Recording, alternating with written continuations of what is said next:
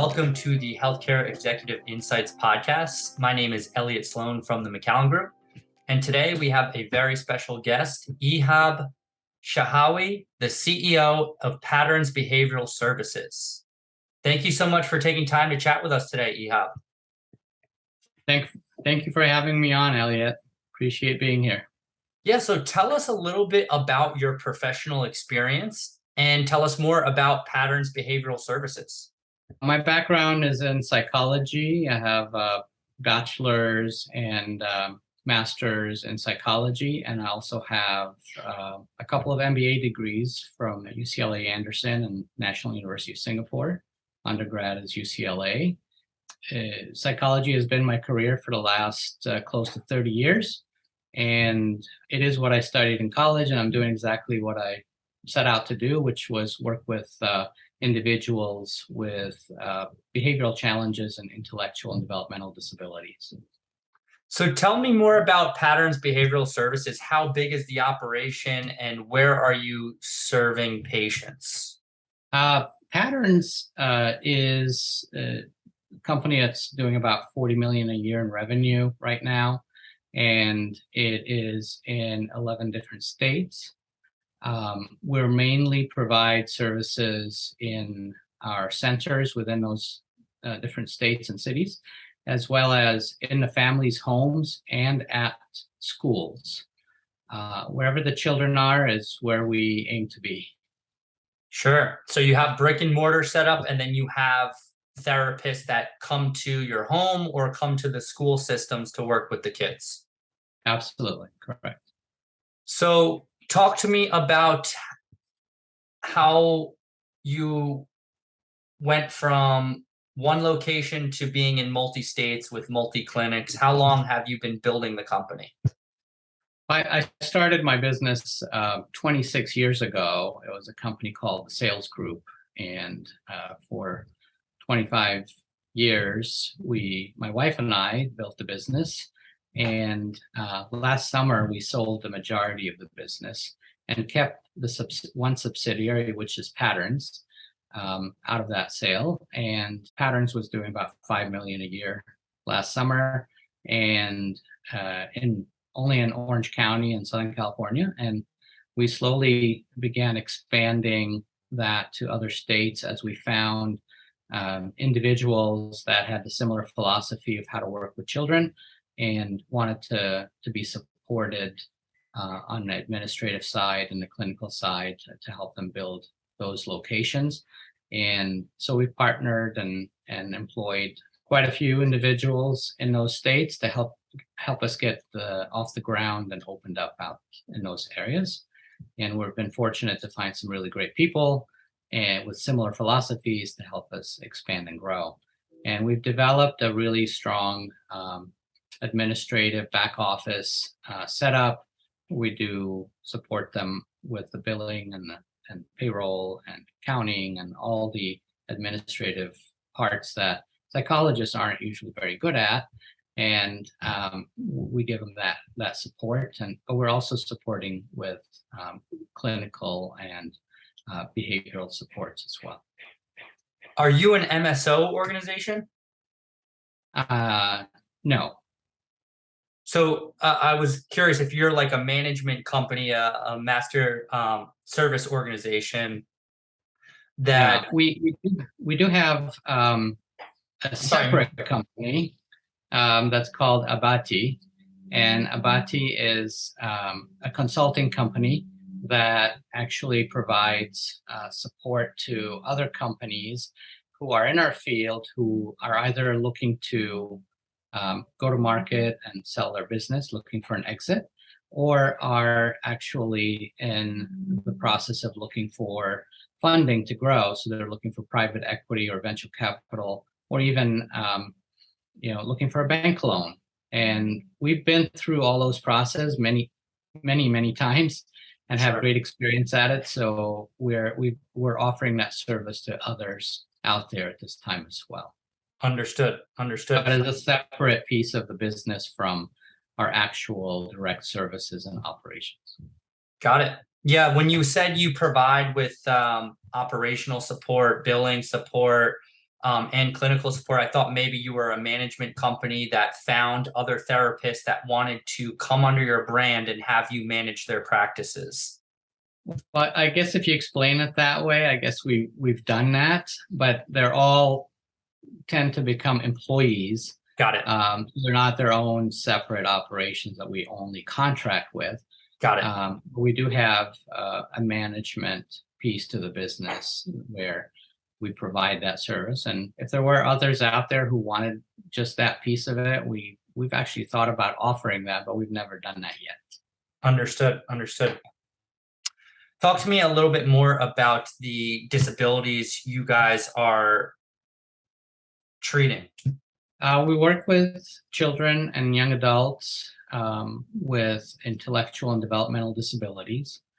And the main group of those different disabilities that we work with is autism.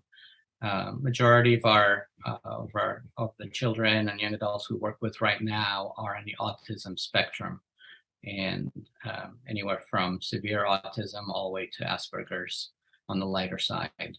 And we also work with individuals with other developmental disabilities, which are intellectual disabilities, cerebral palsy, Down syndrome, etc. Sure. Yeah, so these children and young adults, they need a lot of support to live a happy life, so to speak. Yeah, and the children definitely need a lot of support. We provide support in the way of skills trainings and behavior management as needed. But the biggest support, actually, I believe, is for the families.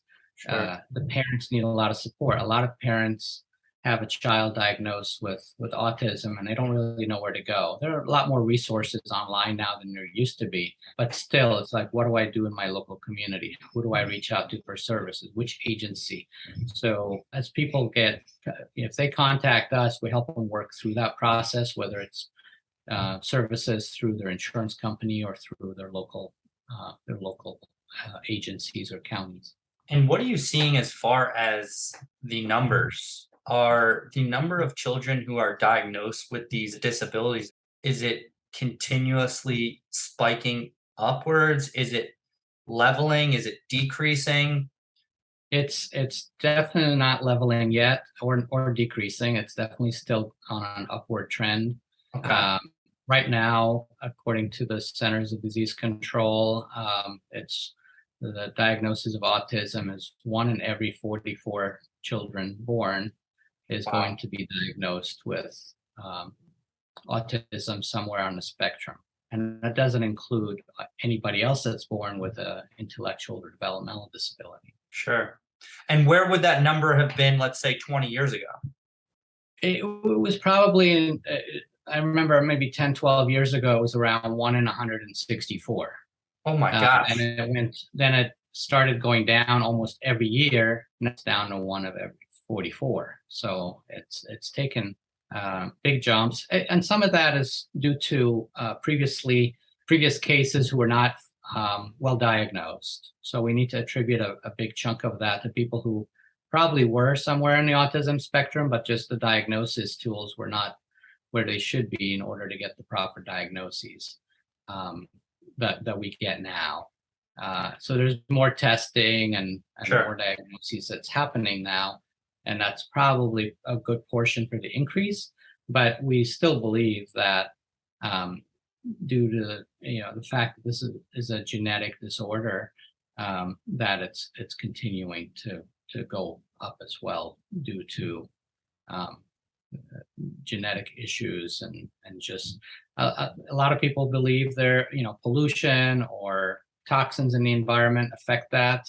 That hasn't been proven 100% at this point, but there's a factor there.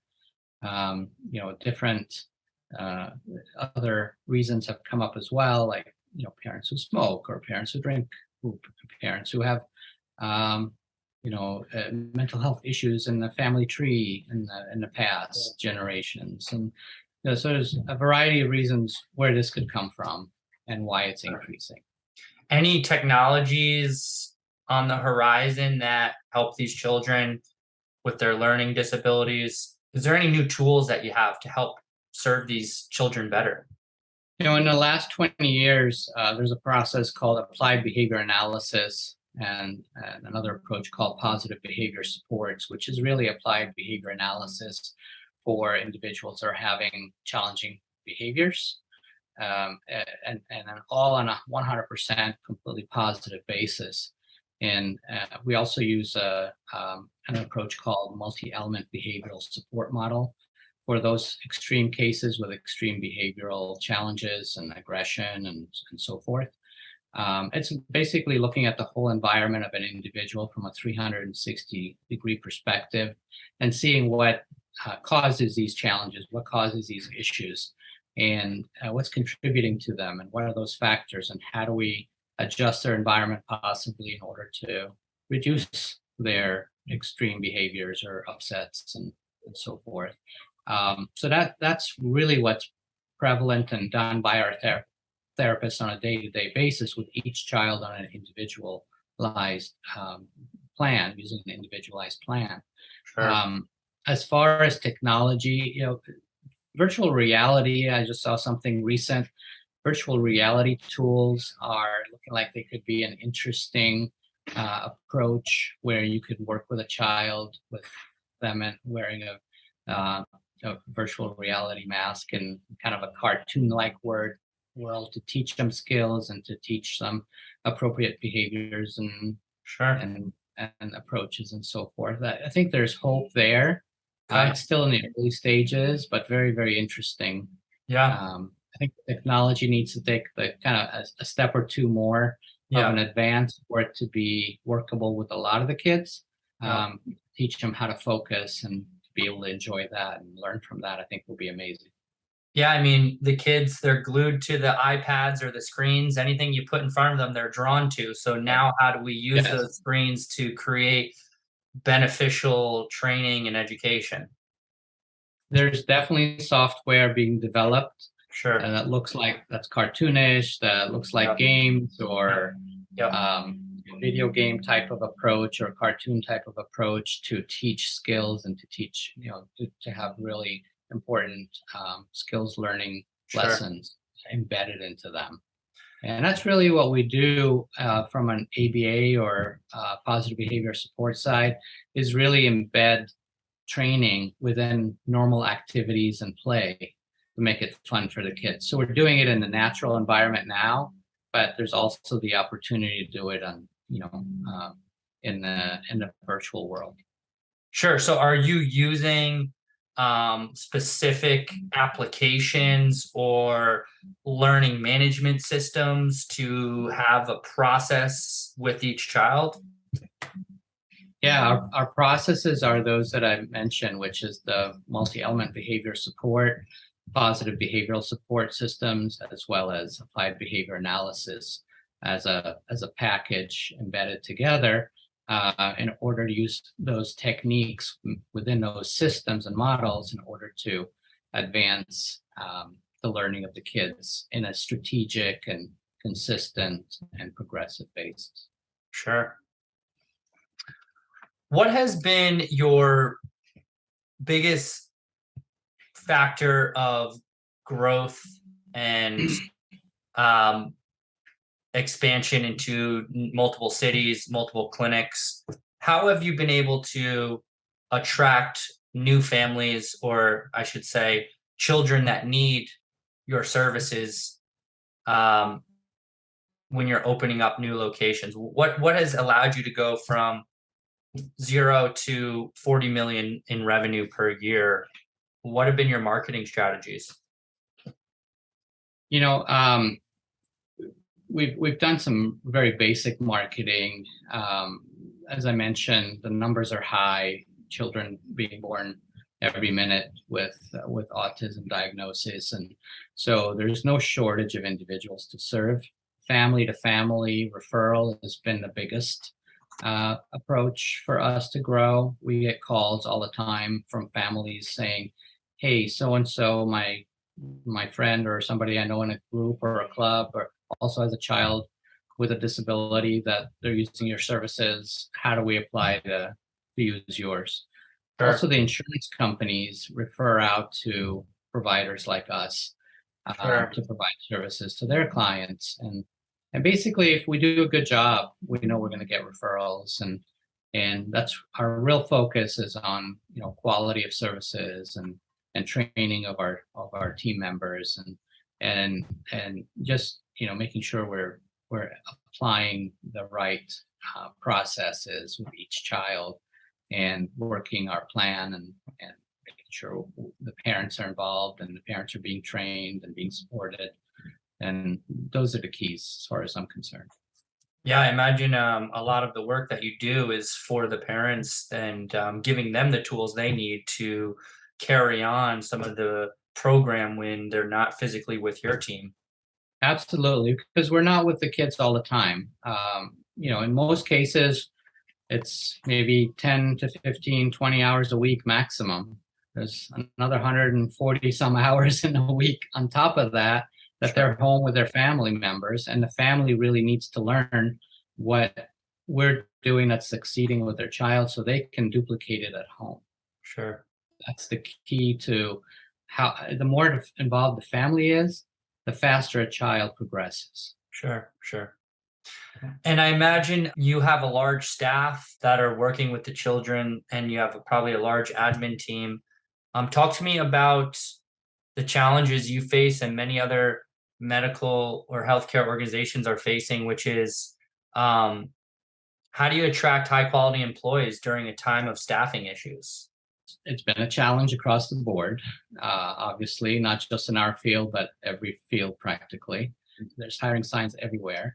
We feel like we could, if we hired 200 employees tomorrow, that would just basically satisfy the need that we have right now. We have over 800 employees, and we should be at between 1,000 to 1,200 to meet our current needs. Wow. So there's it's a tremendous gap. Um, what we're doing is really looking to give employees the best experience with us possible. Give them a career path, give them as much training as we can, make sure we're paying them fairly, and we're even offered and are still offering hiring bonuses. We're offering referral bonuses to people who refer friends to come work with us. Current employees get referral bonuses for referring people they know to come to work. Sure. We're working with local colleges and universities to give students an opportunity or interest, any other ideas we can come up with. And we're constantly meeting and brainstorming of, hey, what else can we do to attract more employees in the areas where we need them? And it's not even attract new employees, it's also to retain the good employees that you currently have. That's actually probably the most important thing for a lot of organizations is making sure they don't lose their key team members while they're also trying to bring on new ones. Absolutely. We know it's a high turnover, entry level, frontline positions that we're hiring for mainly, as well as board certified behavior analysts and clinical psychologists and so forth that we have on the team. So those are people we want to keep. Especially we invest a lot into the training, and we want to keep them, and we want those high quality individuals, and we do that by doing some of the things I mentioned, like offering the bonuses, but also really I think what's more valuable to people is the camaraderie and the team feeling of working together and learning together, and I think a lot of people are looking for a path, a career of service, and that's what we provide. We provide a career of service to others, and we provide all the training from the beginning and all the way through and support as far as they would like to go in the field. It needs to be a labor of love. It's not a ton of money, on an hourly basis if you look at it that way. Yeah, there's opportunities as you step up, but entry level, we know it's not a ton of money, and you could make practically the same working at McDonald's. I've seen McDonald's is paying $19 an hour, $16 an hour, depends where it is, but that's kind of the same. That's who we're competing with. and we're trying to do the best we can to get to stay above the fast food rates and the Starbucks pay rates, and so we can attract people just to see the career path and just see the opportunity of being of service to others and how gratifying that is. At least take a shot at it. But I can imagine, everyone Right. who works for you feels like they're changing the world. They're leaving an impact in the world, and they're leaving it a better place than they found it. I believe so. Absolutely. So, we talked earlier a little bit about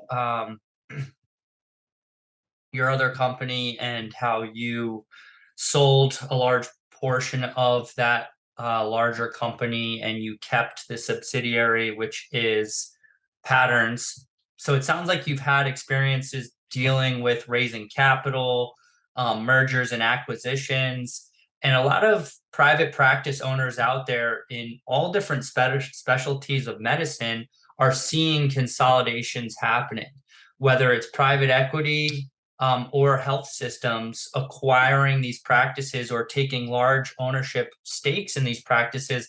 It's happening all over the place.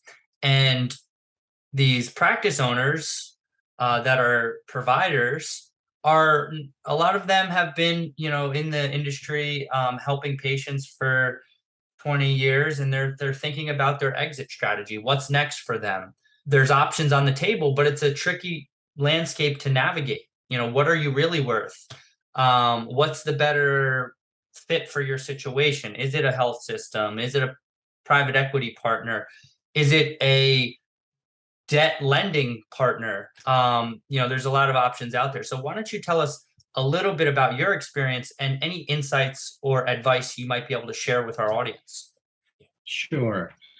Yeah, it's definitely if you're in the healthcare field, or especially in the behavioral services field, as we are, it's not something that you're used to, or you haven't grown up with, you haven't studied. I purposely went back to get my MBA because I needed to learn more about the finance side of the world, and how do I continue growing my business other than just bootstrapping it and continuing to reinvest into it myself. We looked at venture capital, we looked at private equity, we looked at bank finance. We looked at all the things that are out there, and it can be quite intimidating and quite confusing. If you don't have the guidance. I learned a lot, and our team learned a lot from going through these transactions. We went and looked for bank financing initially, and it was very difficult for us to get bank financing, even though we'd been in the field 20 years practically, and we had a good revenue stream and consistent payers and so forth. It was still very difficult to get regular bank financing. So we ended up going to a private equity firm, and just really learned what all that meant by getting into it. It's not for everybody. They do require that you have, you stay on track with your payments to them, and because part of it is equity, but part of it is lending, and so you do have to pay interest, and you do have to pay the funds back, and you do have a time frame to it in, and you have to stick to your budgets and be able to create annual budgets and stick to them. And there's a lot of pieces to it, performance wise, if you're going to get into bed with a private equity company. Sure. And it does have its benefits, because the plan may be to invest in you to grow and help you fund acquisitions and help you fund organic growth. And within 4 or 5 years down the road, they might say, okay, it's time to go out to market and sell the business, so they could get their money back and their profit. And you also, as a business owner, if that's your exit strategy, you can get your nest egg that you're going to use for your retirement. And Sure. so that's really part of the process. But we've done multiple acquisitions, and we've used our own funds, but we also use bank funding, and we've also used private equity. And we've also gone through a sale process, which is another whole ball game of knowledge that you need to have. And if you don't have it, there's a lot of puddles you could step in along the way. And it's really important to know how to get through it successfully, how to be prepared for it, from your financials, from having everything in order before you even go out to market, and putting together a confidential information memorandum in order to be able to how do you market yourself. There's a lot of pieces to it. And so what we did as an organization, once we've had gone through these processes several times, and we said, why don't we use our tremendous amount of experience we've gotten from this to at least consult and help smaller companies in our field who want to look at, how do I exit? How do I prepare for a merger or an acquisition? How do I prepare to go to market or look at have a bank look at my documents? And so we created this other company, Abati, in order to provide that support as well. Sure. Yeah. You're the consultants that come in and look under the hood and do a bunch of due diligence and poke holes in the operation and clean it up before they even talk to the private equity partners or bank partners. Is that correct? Exactly. Yes, that's what we would help people with. Sure. And now going back to your comment about you've done some acquisitions, it sounds like you've acquired other therapy practices that wanted to join the Patterns team and come under the Patterns brand. Is that correct? Yes, we've completed, I believe, 5 acquisitions under Patterns. Yes. And when you're going out to find an opportunity for an acquisition, are you looking for a practice that is very buttoned up, that is, profitable and a well-running machine by itself? Or are you looking for a distressed practice that needs a lot of cleaning up to become successful? Those are two different ways to look at it, right? Some buyers are going to look for the perfect, well-running company that they just tuck in and easy to integrate and run smoothly.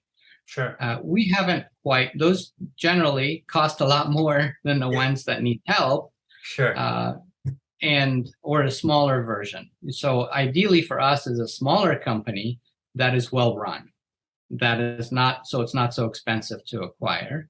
But we have bought companies that have needed help, and there's been synergy opportunities there, and there's been opportunities to improve on their systems and processes and to have them become successful. So we've done a little bit of both. Okay. But I personally prefer the ones that maybe need a little bit more work.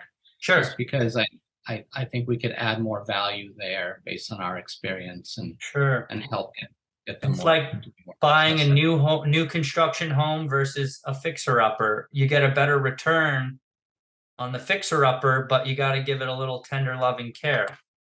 That's for sure. As long as you're willing to roll up your sleeves and get a little dirty. Right. Absolutely. Yeah. We're not afraid of that. That's good. Yeah, you've done it many times before, it sounds like. Yes.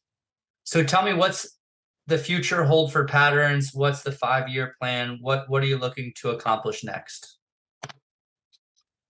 We're really looking to fine-tune what we do, continue to fine-tune it. I think we have our complete team together right now. We're not necessarily looking at any acquisitions right this moment. Maybe a year from now down the road, we might look at others. But right now, we've completed 5 in the last year, and we're just gelling everybody together. And we really want to build the best company we can with the team that we have, and really provide the best possible services out there and get the best outcomes for the kids and the families. So that's really our focus. And if that's all we do and just continue to grow organically, for the next 3 to 5 years, hey, that's great. Sure. No issues with that.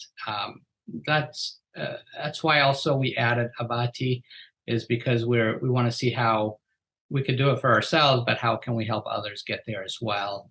And really, our growth would be more focused on helping others and continuing to grow organically. Sure.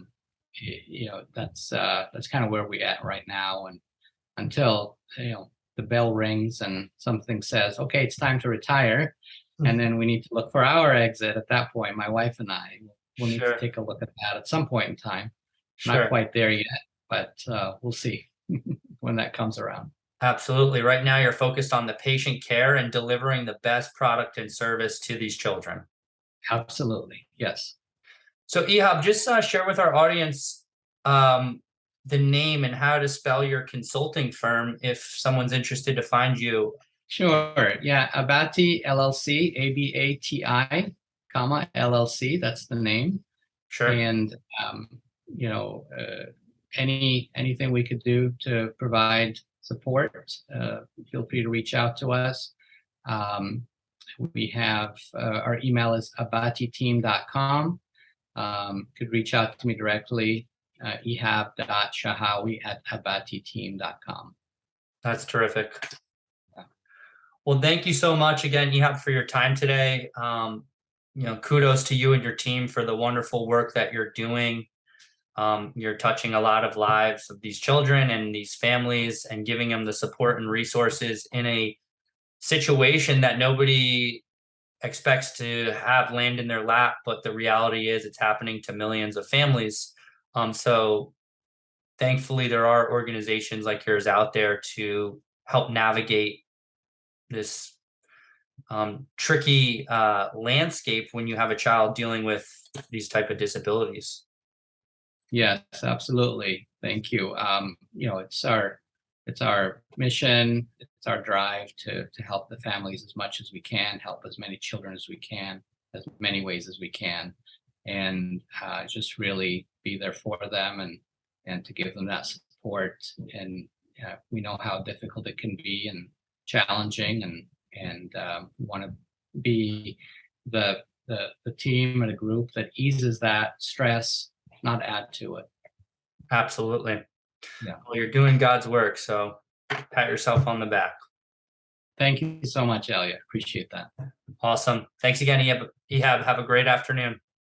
Thank you, you too. Take care now.